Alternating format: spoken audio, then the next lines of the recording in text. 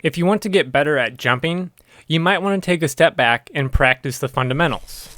There's a ton of how-to bunny hop videos on YouTube, but there are few videos on how to make a bunny hop high jump bar. So let's make a measurement tool to gauge your bunny hop progress. This is basically what I did during quarantine, was practice my bunny hop over and over and over and over again. Jumping over sticks, then curbs only nets you so much progress. Eventually, I needed a metric to gauge my progress. So today, I'm going to show you how to build this high jump bar with one of my favorite tools, a CNC machine.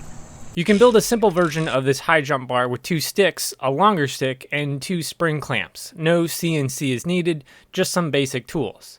This worked really well, but if I landed on the bar, the clamps would move.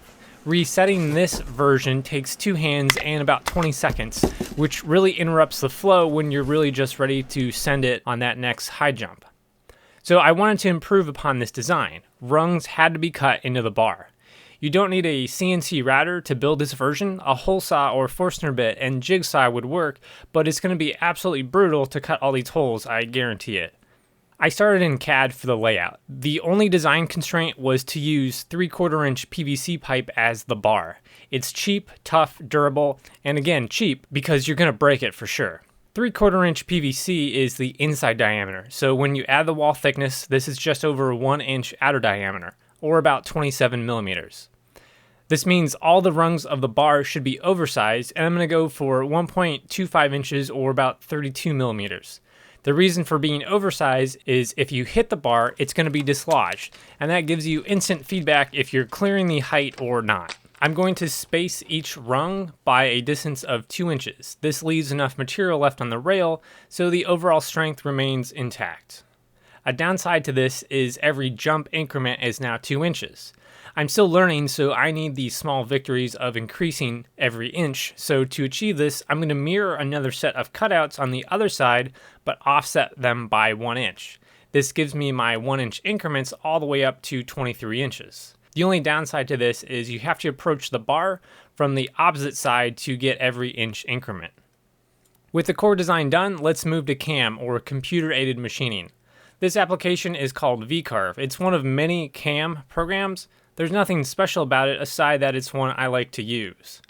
I'm going to make 2 tool paths. The first is a drill tool path, and this just marks 2 holes in the wood I need for fixturing reference. I'm going to use these 2 drill holes as a visual marker to put some extra nails down to hold this sheet to the machine bed. This is optional, but I want to squeeze a few of these parts in a 2x2 foot sheet, so extra nails in the ribbing will help keep things in place.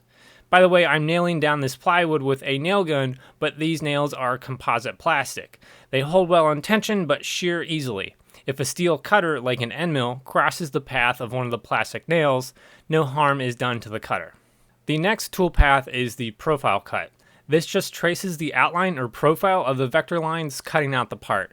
We have to do this in passes, where each pass is deeper than the previous. We can't cut the full depth of the wood, so we have to do it in increments. The rest of these numbers, like feeds and speeds, are dependent on a number of variables, like your CNC's capabilities, the geometry of the cutter, and the material you're actually cutting. This machine's strength can outclass plywood in every sense of the word, so we can push our spindle speed and feed rate. These numbers would be considered decent, and I'm trying to say don't use these numbers as a baseline for a hobby class desktop CNC. They're not really comparable at this scale. I place tabs along the perimeter of my part so it doesn't come loose during cutting. You might see some hobbyist CNC users skip this step and use a broomstick to hold down the part from popping loose as it's cut.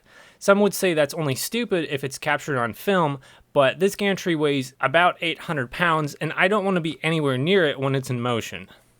So cutting takes about 11 minutes. Assembly requires some sanding to remove the remnants of the tabs. The rest of the bar construction are just sections of 2x4s.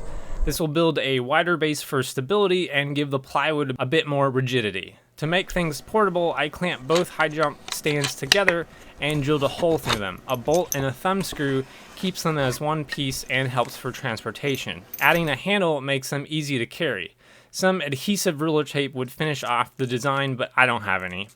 Overall, I'm really happy with the design, but it's not indestructible. I've noticed if you come down hard on the PVC, it's going to flex, absorb some of your momentum, and then snap down like a spring with some significant force. This can chip off parts of the lamination layers if it hits it on the way down. Worse is if the PVC hits the pavement, which this wound up energy, it starts to shatter the ends and chip off a few inches at a time. You can get an extra long PVC pipe and put some old bike handlebars or rubber anything to absorb this force, but that's for another day. If you want to make this, I'm going to post the vector files on my website, and hopefully this was informative. This was a super brief introduction to CNC and a bit of a sidetrack from my normal arcade work. In the future, I'm going to go into a little bit more detail when we build a 2/3 size scale arcade cabinet. I'm still in the midst of testing and validating the design, but there's more to come. So see you next time.